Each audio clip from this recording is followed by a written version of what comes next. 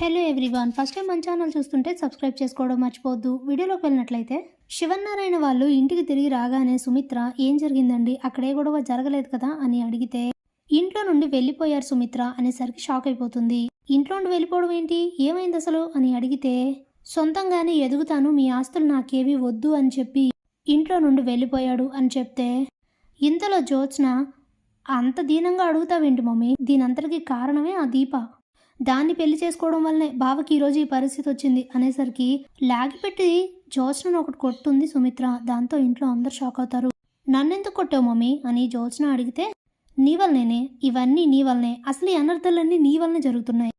Karthik restaurant పెట్టుకుంటే నీకేంటి, దానికి దీప పేరు పెడితే నీకేంటి, దీప మీద ఉన్న కోపంతో మీ తాతయ్య గారిని రచ్చగొట్టి మరీ అక్కడికి తీసుకువెళ్ళి రచ్చ చేయించావు, దాని కారణంగానే ఈరోజు ఇంత పెద్ద దారుణం జరిగింది అని సుమిత్ర అంటే అప్పుడే శివన్నారాయణ ఇందులో మనవరాలు తప్పే ఉంది, వాడికే పొగరు తలకెక్కి ఆస్తులన్నీ వదులుకొని నాతో సవాల్ విసిరి మరీ వెళ్ళిపోయాడు బయటికి, అది కూడా సంవత్సరంలోగా రెస్టారెంట్ పెట్టి best restaurant of the year award తీసుకుంటానని నాతో సవాల్ చేసి మరీ వెళ్ళాడు. వెళ్ళని అప్పుడైనా ఈ తాతని కాదంటే ఏం జరుగుతుందో వాడికి బాగా తెలిసొస్తుందిలే అని చెప్పేసి శివనారాయణ అక్కడి నుండి వెళ్ళిపోతారు. ఇక జ్యోత్స్న పారిజాతం లోపలికి వెళ్ళిపోతారు. సుమిత్ర అయితే చాలా బాధపడుతూ ఏడుస్తూ ఉంటుంది. ఇదిలా ఉండగా పారిజాతం దాసుకి ఫోన్ చేసి కార్తీక్ వాళ్ళని ఇంట్లో నుండి వెళ్ళిపోయారని చెప్తుంది. దాంతో ఆయన షాక్ అవుతారు. ఇంతలోనే కాశీ స్వప్న కూడా అక్కడికి వచ్చి ఆ విషయం జరిగిందైతే తెలుసుకుంటారు.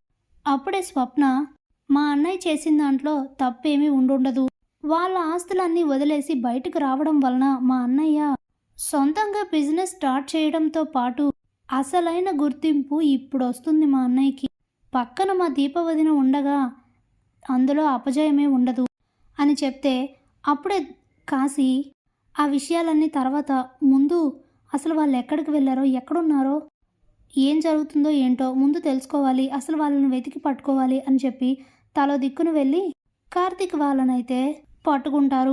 ఇక వీళ్ళు ముగ్గురు వెళ్ళి కార్తీక్ వాళ్ళతో మాట్లాడుతూ ఉంటారు.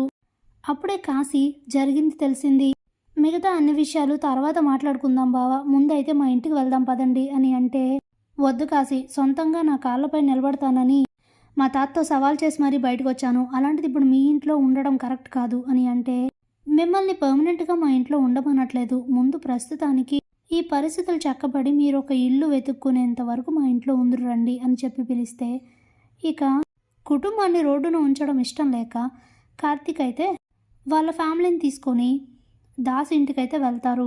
ఇక ఒక 2 రోజులు అక్కడే ఉన్న తర్వాత కార్తీక్ వాళ్ళు ఉండడానికి ఒక ఇల్లు అలాగే చేసుకోవడానికి ఒక పని అన్నీ వెతుక్కొని అక్కడి నుండి అయితే ఆ ఇంటికి షిఫ్ట్ అవుతారు. ఇక కార్తీక్ తను వెతుక్కున్న ఒక రెస్టారెంట్లో వర్క్కి అయితే వెళ్ళి జాయిన్ అవుతారు. అలాగే దీప అనసూయ కూడా ఒక టిఫిన్ సెంటర్లో పని చేస్తూ ఉంటారు. ఇంతలోనే స్కూలుకు వెళ్ళిన శౌర్య ఆడుకుంటూ ఒక్కసారిగా స్పృహ కోల్పోయి పడిపోతుంది. ఆ విషయం స్కూల్ నుండి ఫోన్ చేసి కార్తీక్కి చెప్పగానే కార్తీక్ హడావడిగా వెళ్ళి శౌర్యని తీసుకొచ్చి హాస్పిటల్లో జాయిన్ చేస్తారు. అప్పుడే డాక్టర్ ఇప్పుడు శౌర్య పరిస్థితి చాలా సీరియస్గా ఉంది, నేను మిమ్మల్ని ముందే హెచ్చరించాను, తనని చాలా జాగ్రత్తగా చూసుకోవాలని, ఇప్పుడు అర్జెంటుగా తనకు ఆపరేషన్ చేయాలి, లేదంటే పాప బ్రతకడం కష్టం అని అంటే ఎంత ఖర్చు అవుతుంది అని అడుగుతాడు కార్తీక్. ఈ సర్జరీకి ఒక 5 lakhs వరకు అవుతుంది, వెళ్ళి అరేంజ్ చేయండి అని చెప్తే షాక్ అయిపోతాడు కార్తీక్. ఉన్న పలంగా 5 లక్షలు అంటే ఎక్కడ తేవాలి అని ఆలోచిస్తూ ఏదో ఒకటి చేద్దాంలే అని అనుకొని ఇక అక్కడి నుండి బయటికి వెళ్ళిపోతాడు.